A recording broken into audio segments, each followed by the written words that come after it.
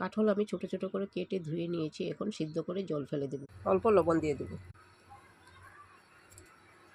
তেল গরম হয়ে গেছে। পেঁয়াজ, তেজপাতা, রসুন, গোটা গরম মশলা দিয়ে দেব। জিরা, ধনিয়া, হলদি, মরিচ দিয়ে আলু ভেজে নেব।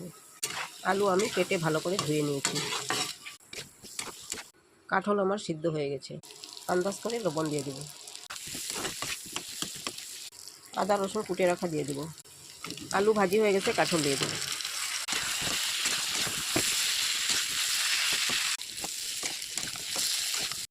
সবজি ভাজি হয়ে গেছে, জল দিয়ে দেব। আধা চামচ লবণ দিয়ে দেব। মিট মশলা দিয়ে দেব। কাঁঠালের সবজিটা আমার হয়ে গেছে, নামিয়ে। রেসিপি ভালো লাগলে লাইক শেয়ার করবেন। Thank you.